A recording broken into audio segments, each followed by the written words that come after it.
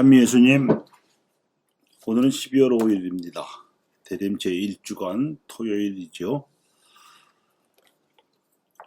오늘 독서에서 이사야는 큰 살육이 일어나고 탑들이 무너지는 재앙을 예고하면서도 그 속에서 구원받을 수 있는 길을 이스라엘 백성에게 알려주고 있습니다. 그 길은 백성이 하느님께 기도로서 부르짖는 일이고, 그리하면 그 기도를 들으신 하느님께서 응답하시는 것입니다. 그렇게 되면 백성은 하나님께서 보내신 메시아를 스승으로서 뵙게 될 것이며, 그 메시아가 스승으로서 가르치시는 말씀을 듣게 될 것이라고 하였습니다. 그리고 이같이 영적인 차원에서 이루어지는 의사소통이야말로 인간의 구원임이 실제로 예수님의 현실에서 실현되었습니다. 예수님께서 이 세상에 오셨을 때 이스라엘의 상황은 총체적인 비구원의 현실, 그것이었습니다.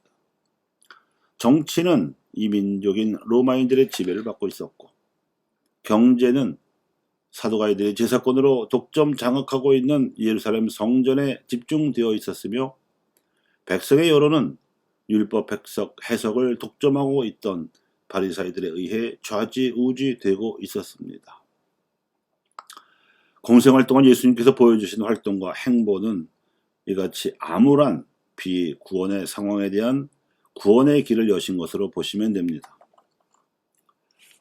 그래서 예수님께서는 억압하는 정치에 대한 본을 보여주시고자 제자들을 비롯한 사람들을 섬기셨으며, 빵의 기적 등으로 가진 것을 나눔으로써 하나님께 찬양을 드리고 사람들끼리도 서로 도움을 받는 현실을 체험시켜 주셨고, 안식일을 위한 사람이 아니라 사람을 위한 안식일을 가르치심으로써 율법을 바리사이들의 손으로서부터 백성의 손으로 돌려주셨습니다. 이를 위해 당신의 자리를 잡고 사람들을 오게 하신 것이 아니라 당신이 직접 사람들을 찾아다니셨습니다. 당신 혼자서 힘에 부치셨으므로 제자들을 불러 여러 곳으로 파견하기도 하셨습니다. 이미 힘을 가진 자들의 죄악으로 말미암아 병들고 마귀 들린 이들에게는 직접 기적을 일으켜서 고쳐주셨습니다. 한마디로 그분이 하느님 나라를 선포하시며 체험시켜 주심으로써 이 비구원의 상황을 구원의 상황으로 역전시키셨습니다. 오늘 마테오가 보도하는 대목도 이 같은 예수님의 활동을 집대성한 보도문입니다. 예수님께서는 모든 고을과 마을을 두루 다니시면서 회당에서 가르치시고 하늘나라의 복음을 선포하시며 병자와 허약한 이들을 모두 고쳐주셨다. 하지만 워낙 백성이 목자 없는 양처럼 시달리며 기가 꺾인 지가 오래여서 당신 혼자의 힘으로는 붙이셨으므로 제자들에게 더 많은 제자들을 하나님께서 보내주시도록 기도하게 하셨습니다. 여기서 성소의 현실이 드러납니다. 성소는 거룩한 부르심이어서 하나님의 일입니다. 하나님께서 당신의 일꾼을 몸소 부르십니다. 어느 한 사람의 성소자도 예외는 없습니다. 그러므로 하나님의 일을 하기 위한 일꾼이 필요하면 하나님께 기도로서 청해야 합니다. 그리고 그 기도는 말로서만 바치는 것이 아님이 그 다음 대목에서 드러납니다. 하나님께서 보시고 들으시라고 우리가 바쳐야 할 기도는 이렇습니다. 수확할 것은 많은데 일꾼은 적으니 수확할 밭의 주인님께 일꾼들을 보내달라고 청하라고 제자들에게 말씀하신 예수님께서 그들에게 명하신 내용은 더러운 영들에 대한 고난을 주시어 그것들을 쫓아내고 그것들의 계략에 의해 병든 이들과 하약해진 이들을 고쳐주게 하시는 일이었습니다.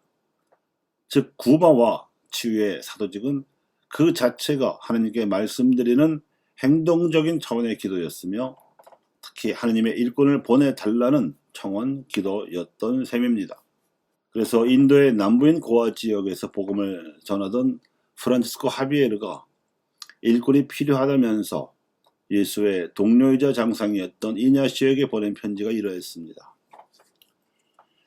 여기 많은 사람들은 그들을 그리스도인으로 만들 사람이 아무도 없기 때문에 그리스도인이 되지 못하고 맙니다. 유럽의 대학, 특히 파리의 소르본 대학에 가서 사랑보다는 지식을 더 많이 갖고 있는 사람들에게 그 지식으로 열매를 맺도록 미친 사람처럼 큰 소리로 외치면서 다음과 같은 말로 꾸짖을 마음을 자주 먹었습니다. 여러분의 게으름 때문에 얼마나 많은 사람들이 천국의 영광에 들어가지 못하고 지옥으로 떨어지고 있는지 모릅니다. 그는 자신이 이미 인도 고아에서 실천하고 있었고 또 이어서 일본으로 또 중국으로 복음을 전하러 가는 선교 개척의 길을 가고 있었기 때문에 그의 이런 편지글은 많은 신앙들의 마음을 움직여서 동양으로 복음을 전하려는 선교사들의 성소를 일어나게 했습니다. 천주시리를 쓴 마테오 리찌나, 칠극 같은 한역 서학서를 써서 조선에서도 자생적으로 교회를 일으키게 한 선교사들도 그들 가운데 포함됩니다.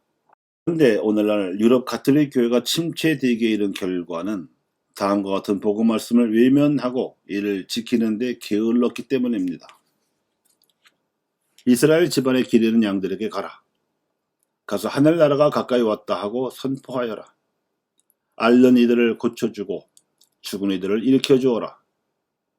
나병 환자들을 깨끗하게 해주고 마귀들을 쫓아내어라. 너희가 거저받았으니 거저주어라. 그러므로 예수님께서 제자들을 보내시면서 내리신 이 분부는 오늘날에도 성소자나 예비자가 더 늘어나기를 바라는 모든 이들이 하느님께 바쳐드려야 할 행동적 기도가 됩니다. 우리가 예수님께서 가르치셨고 또 실천으로 보여주신 복음적 선택을 어김없이 따르고 계승하는 그것이야말로 이 대림 시기에 우리가 바쳐드려야 할 기도입니다. 감사합니다.